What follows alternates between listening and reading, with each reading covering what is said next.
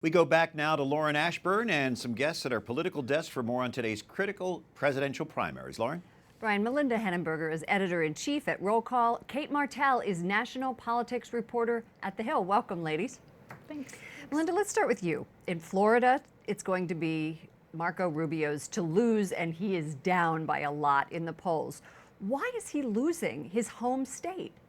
Well, you know, we have an interesting piece in Roll Call tomorrow, if I do say, that reports that a lot of Floridians didn't mind the reports that Marco Rubio was never here or was rarely here for votes in the Senate, but they minded a lot when they didn't see him over the course of his Senate term, that they haven't seen him. The mayor of Tampa had literally never met the man. Wow.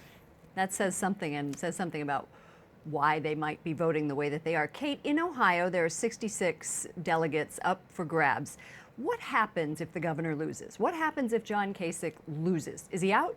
John Kasich loses, it's really hard to find the path to the nomination for him at this point. It's a make or break state for him, just like it is Marco Rubio in Florida. But to go off to your point, I think what's interesting, the difference between Florida and Ohio is that in Ohio, John Kasich has a better chance of winning. There's more of a hometown feel. He's won several elections as a state senator, a congressman, and a governor. Well, Marco Rubio, on the other hand, has only won one election as a senator. Right, and we heard earlier from Jason Calvi, who is in Berea, that people have a good feeling about Kasich. The Cleveland Plain Dealer endorsed him, for example. Okay, Melinda, what happens if Trump takes both of these states?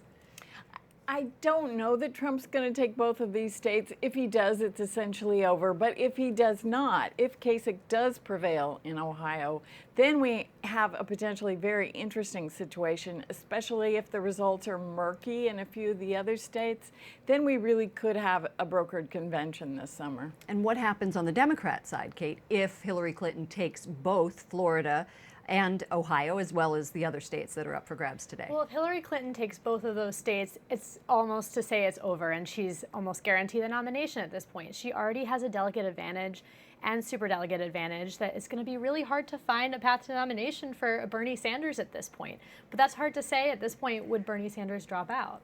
What do you think Bernie Sanders is going to do, and why, Melinda? I don't think Bernie Sanders can drop out. I think his young, very charged up supporters would really be disappointed if he sort of came to them and said, oh, well, never mind. I think at this point for him, it's not necessarily about the nomination, or certainly not only about the nomination, and they really want him to stay in it regardless. Yeah, that's true, but also at that point, too, it's hard to see spending all of this money at this point. What point would it be worth him staying in? All right, Cate, we're going to have to leave it there. Cate Martel is national political reporter at The Hill. Melinda Henneberger, editor-in-chief at Roll Call. Thanks. Thanks for joining us. Thanks.